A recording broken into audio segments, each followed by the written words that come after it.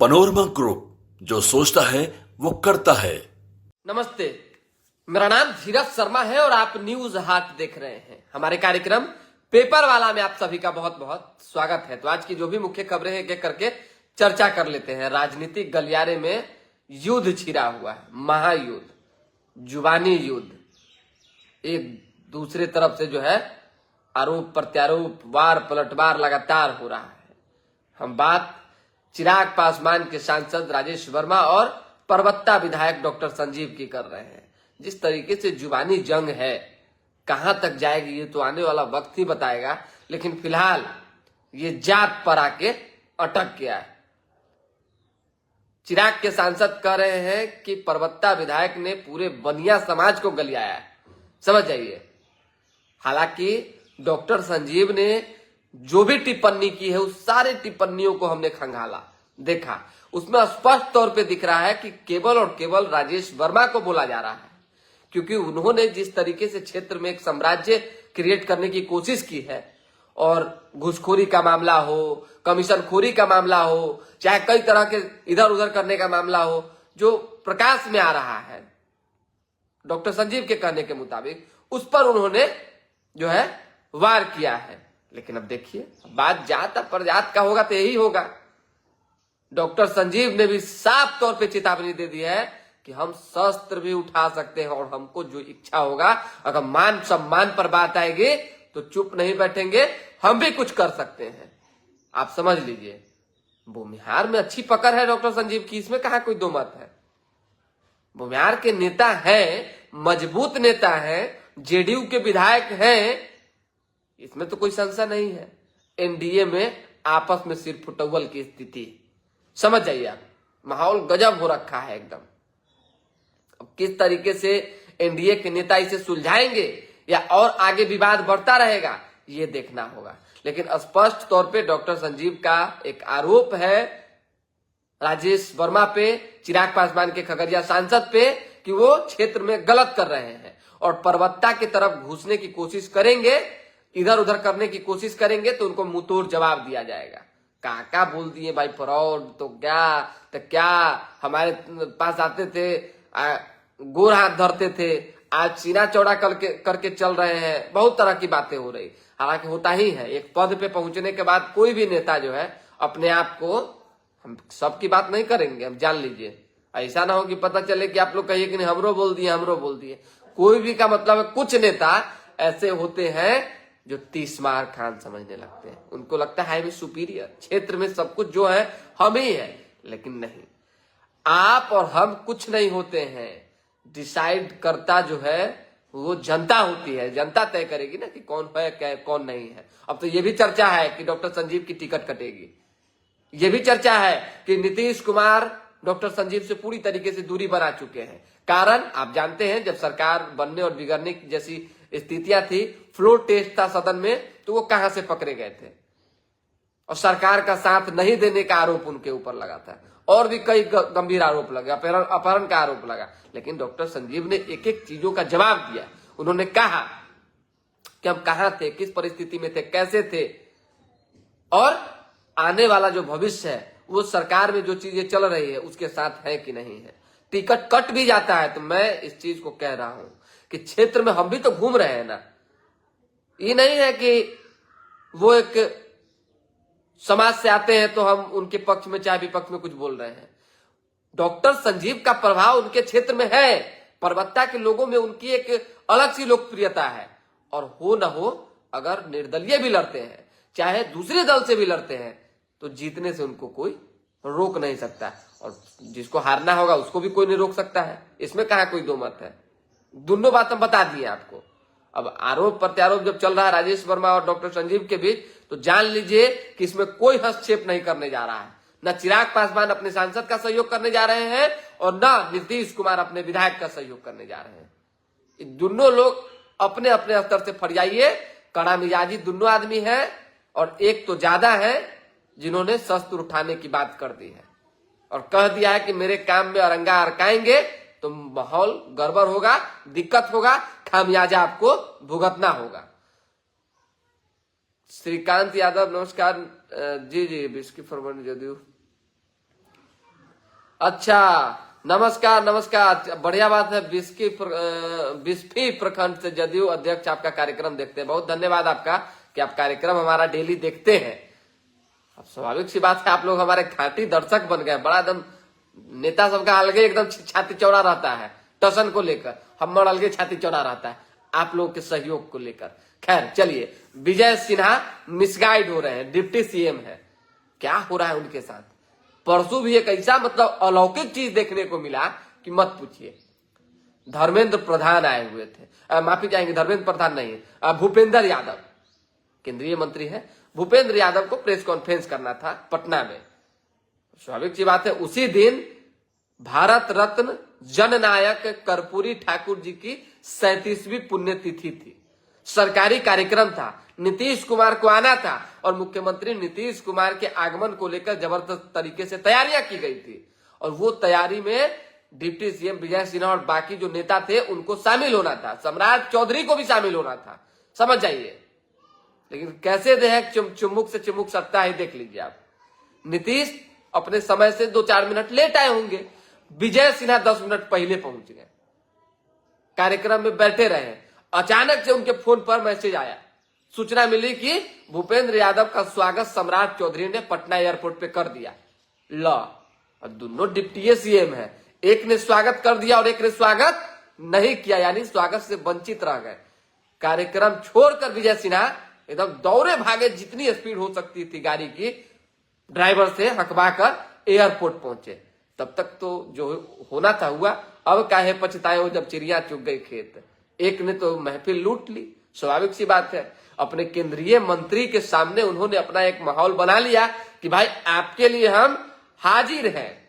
सम्राट चौधरी को स्वाभाविक सी बात है, बिहार में जिस तरीके से अलग ट्रीटमेंट दिया जा रहा है, हम नाम नहीं लेंगे कौन दे रहा है, और विजय सिन्हा के साथ अलग तरीके का भाव हो रहा है। इससे स्पष्ट है कि कंपटीशन का दौर जारी है और ये जारी रहेगा। सिन्हा खुद को चाहते हैं कि हम उस स्थिति में लाए, पैरेलल जो है चल सके, लेकिन नहीं चल पा रहे हैं। गाड़ी का मामला हो, बंगला का मामला हो, कहीं बुलाने का मामला हो, चाहे नीतीश कुमार के साथ घूमने का मामला हो, चाहे बड़े नेता हो, भाजपा के जो बड़े शीर्ष नेतृत्व है उनके साथ सटने का मामला हो, सब में विजय सिन्हा ऐसे चल रहे हैं। सम्राट चौधरी ऐसे चल रहे हैं तो विजय सिन्हा ऐसे चल रहे हैं। दोनों का पद डिप्टी सीएम का ही है, एक नेता एक उपनेता, इस तरीके का, समझ जाइए। खैर, जब वहां विजय सिन्हा पहुंचे, उन्होंने तब तक देर हो चुकी थी। हालांकि देखे कि न इधर के रहेंगे और न उधर के रहेंगे, तो दौड़े भागे एयरपोर्ट से फिर जननायक कर्पूरी ठाकुर की पुण्यतिथि थी, उस कार्यक्रम में शामिल होने के लिए पहुंचे। उससे पहले ही नीतीश कुमार आ चुके थे। नीतीश कुमार जब शामिल हुए, उन्होंने माल्यार्पण किया उनके प्रतिमा पर, तब पीछे से विजय सिन्हा पहुंचे। सम्राट चौधरी नहीं पहुंचे, सम्राट चौधरी सीधे अपने नेता के साथ चले गए और विजय सिन्हा सीएम के कार्यक्रम में पहुंच गए, जान लीजिए। उसके बाद वो जब कार्यक्रम समाप्त हुई तो साइड हो गए, चले गए। मीडिया से उन्होंने बातचीत भी की, आरोप प्रत्यारोप, कैसे तेजस्वी यादव इनके पक्ष में खिलाफ बोलते हैं, ये तेजस्वी के खिलाफ बोलते हैं, थोड़ा बहुत जो बात विचार था वो जो डेली का है बताना उचित नहीं है, जरूरी भी नहीं है, तो बोल बाल के चले गए। हमने तहकीकात किया, जानकारी ली कि आखिर कौन लोग हैं जो मिसगाइड कर रहे हैं डिप्टी सीएम विजय सिन्हा को, कौन लोग हैं जो सही पता नहीं बता पा रहे हैं, कौन लोग हैं जो सही कार्यक्रम की जानकारी नहीं दे पा रहे हैं। कुछ गड़बड़ियां तो अपने पाले से ही है, जान लीजिए। अब जैसा आप संतरी रखेंगे वैसा ही काम मंत्री का दिखेगा। एक कहावत है जो हमने आपको बताई है, आपके इर्द गिर्द रहने वाले लोग ही आपको जो है समय पर सूचना नहीं दे पाते हैं। कह सकते हैं कि आपने जो है 2 ऐसे लोगों को रख रखा है जो भुलक्कर की टोली में आते हैं, और ये नया मामला नहीं है, इससे पहले भी हुआ है। इसलिए कहा गया है कि हमेशा मार्गदर्शन देने वाले व्यक्ति जो है शिक्षित होने चाहिए, और जो भी लोग आपके इर्द गिर्द आपके साथ रहने वाले लोग हैं उनसे कम से कम आपको या तो कुछ बदलाव करने की जरूरत है और नहीं तो दूरी बनाने की जरूरत है, तभी जाकर आप बेहतर कर पाएंगे। खैर, जो खबर थी हमने बता दिया। पटना में जबरदस्त गोलियां चली, गोली बाप रे बाप, लग रहा था कि पूरा फिल्म का शूटिंग हो रहा था, लेकिन रियल नजारा था। कंकरबाग इलाके में STF, black commando, SSP, Bihar police का दर्जनों सैकड़ों जवान, अब जान लीजिए, बड़े अधिकारी, कई थानों की पुलिस, कई थाना के थाना अध्यक्ष सब पहुंचे हुए थे। डीजीपी वीडियो कॉन्फ्रेंसिंग में विनय कुमार लगातार मॉनिटरिंग कर रहे हैं कि क्या हो रहा है आखिर कंकरबाग में, क्या हो रहा है पटना में, भाई क्या स्थितियां बनी हुई है बिहार में। 4 अपराधी जमीन कब्जा करने के नियत से आता है, फायरिंग करता है और उसके बाद कार्रवाई शुरू हो जाती है। इस तरह की कार्रवाई जो है मैं बता रहा हूं कि 1-2 बार ही देखा है, एक मॉक ड्रिल में और दूसरा या तीसरा बार कंकरबाग में। कंकरबाग वाली कार्रवाई तो पहला ही बार समझिए, जिस तरीके की का पोजीशन जो है अधिकारियों ने ले रखा था, हर हाथ में बंदूक, हर हाथ में AK-47, हर हाथ में पिस्टल, समझ जाइए क्या स्थिति, क्या तस्वीर थी। लग रहा था क्या गजब हो गया भाई, आतंकवादी घुस गया, कोई बड़ा टेररिस्ट जो कोई बड़ा अपराधी घुस गया भाई, कि उसको पकड़ने के लिए इस तरीके के प्रशासन ने कार्रवाई की है, जाल बिछाया है। हम लोग भी थोड़ा सा सहम गए थे। खैर, ये बिहार में कोई नया मामला नहीं है, लगातार इस तरह के मामले आ रहे हैं। हालांकि अब जब से बिहार में नए डीजीपी बने हैं विनय कुमार, तब से कुछ चीजें थमी है, कार्रवाइयां तेज हुई है। हाँ, ये नहीं कहेंगे कि चीजें थमी है, लेकिन कार्रवाई तेज हुई है, आप जान लीजिए। इस चीज को आप एक्सेप्ट कीजिए। अभी तो ज्यादा दिन हुआ भी नहीं उनके डीजीपी बने हुए, कार्रवाई तेज हुई है और जबरदस्त तरीके से जो है अपराधी पकड़े भी जा रहे हैं। यहाँ 200 राउंड फायरिंग होने की बात हो रही है। हम तो गिनने नहीं गए भाई कौन कितना गोली छोड़ा है और कितना जो है कारतूस नीचे गिरा हुआ है, लेकिन नेता प्रतिपक्ष तेजस्वी यादव का ये बयान लगातार आ रहा है कि बिहार में 200 राउंड फायरिंग चल रही है, मुख्यमंत्री अचेत अवस्था में सोए हुए हैं, उनको कोई मतलब नहीं है, समझ जाइए। हालांकि कल भी इस कंकरबाग की घटना पर तेजस्वी का बयान आया कि हम पहले ही कहते थे कि 200 राउंड फायरिंग चल रहा है। क्या है नहीं है सब छोड़ दीजिए, चुनाव है और चुनाव में कैसे व्यवस्था ठंडा रहे, किस तरीके से सही तरीके से चीजें चले, इस पर काम हो रहा है। बड़ी रणनीतियां बन रही है। 28 तारीख से बजट सत्र भी है और इस सत्र में कई तरह के फैसले लिए जाएंगे। बिहार वालों को कई सौगातें एनडीए सरकार दे सकती है। अभी भी नीतीश कुमार प्रगति यात्रा पर लगातार निकलते हैं, तो अलग अलग जगहों पे देखिए प्रगति यात्रा पे ही निकल रहे थे। नाम जब लिए प्रगति यात्रा का तो बात याद आ गया, सुरक्षा में कल चूक हो गई, गजब की चूक। अमूमन ऐसा होता है कि जहां सीएम निकलते हैं उनका कारकेट जो है निकलता है, सारी गाड़ियां रोक दी जाती है, लेकिन जैसे ही सीएम आवास से नीतीश कुमार की गाड़ी निकली, कारकेट निकला, एक 4 व्हीलर कार अचानक से आ गई, समझ जाइए। उन्हें रोकने के लिए कहा जा रहा है, वो रुक नहीं पा रहे। नीतीश कुमार के कारकेट को रोकना पड़ गया। ये सुरक्षा में बड़ी चूक है, जान लीजिए। ये कोई हल्का बात नहीं है। हो सकता है कोई दूसरा आदमी होता, हो सकता है कोई अपराधी होता, हो सकता है उसकी नियत में कुछ खोट होता। अरे भाई सीएम ना है जी, अगर कोई राज्य का मुख्यमंत्री चल रहा है, कोई प्रतिष्ठित व्यक्ति चल रहा है, तो आप उसको व्यवस्था करेंगे कि नहीं करेंगे। पुलिस तो एकदम परेशान हो गई, गोर हाथ सब फूलने लगा सबका। जल्दी जल्दी में जो है साइड किया गया और फिर जो है नीतीश कुमार का काफिला आगे बढ़ा। खबर थी तो हमने आपको बता दिया। एक खबर और बता देते हैं, ठीक है। बार बार जिक्र आ रहा है तिरहुत की, बार बार जिक्र आ रहा है वैशाली क्षेत्र की। हम वैशाली क्षेत्र को पूरा कवर कर चुके हैं जहां तक हमको करना था। एक केवल मनार कर रहे हैं, पातेपुर बचा हुआ है। पातेपुर भी हम 1-2 बार गए हैं, लेकिन फिर जाएंगे। महुआ में एक बड़ा परिवर्तन होने जा रहा है, आप लकीर खींच लीजिए। और जो परिवर्तन होगा उसमें कुछ चेंजेज होंगे। महागठबंधन की तरफ से क्या चेंजेज होगा हम नहीं जानते और हमको बोलना भी नहीं है। एनडीए की तरफ से सीट शेयरिंग को लेकर हो चाहे अन्य फैसले हो, कुछ चीजें होंगी जिसकी चर्चा हम 1-2 दिन में आपको जब पूरी तरीके से पुष्टि हो जाए तब कर देंगे। आ जाइए अब कमेंट ले लेते हैं। कमेंट के बाद जो है फिर आप लोग जदयू को 2020 का चिराग मॉडल याद भूलना नहीं चाहिए। काहे नहीं भूलना चाहिए, सही बात है। चिराग पासवान ने जो 2020 में नीतीश कुमार के साथ कर दिया, वो नीतीश तो नहीं भूलेंगे जिंदगी में कहियो, बिहार की जनता भी नहीं भूलेगी। हम लोग जैसे आदमी तो जन्म जन्मांतर तक याद रखेगा कि किस तरीके से जो है किसी को राजनीतिक तौर पे 6 फीट छोट किया जाता है, 73 से 43 पर लाके रख दिया जाता है। ऐसी स्थिति ला दी जाती है कि सीएम रहते हुए भी कुछ लोगों को गिलानी महसूस हो। समझ जाइए कि हमारे नेता मुख्यमंत्री तो है, लेकिन उस पद पे रहने की स्थिति में नहीं है। हम लोग आंकड़ों के बल की हम बात कर रहे हैं, लेकिन है तो है। चलिए, चंदन पांडे सुप्रभात। अमीर अंकित कुमार, परीक्षा केंद्र पर बहुत सारी लड़कियां परीक्षा देने से वंचित रह गई सरकार। देखिए गुड मॉर्निंग, अब परीक्षा केंद्र पर समय जो दिया गया उस समय से नहीं पहुंचेंगे, किसकी लापरवाही है? अब आप ही बताइए। अरे परीक्षा 2, 4, 5 आदमी के लिए लेट नहीं ना कर दिया जाएगा, चाहे रोक नहीं ना दिया जाएगा। आपकी रिस्पॉन्सिबिलिटी, आपको फ्लाइट पकड़ना रहेगा और एक रूल जारी है कि भाई 1 घंटा पहले एयरपोर्ट पहुंच जाना है, तो आप आधा घंटा पहले पहुंचेगा तो किसकी गलती? अब कहिएगा जाम लग गया तो लेट घर से निकलने में हो गया था। इस समय ये सब एक्सक्यूज नहीं है। देखिए आपको अपना संभालना है चीजों को। देखिए अरशद जी गुड मॉर्निंग, श्रीकांत जी वो बताइए दिए हम आपको। बिट्टू नितिन जी कितना,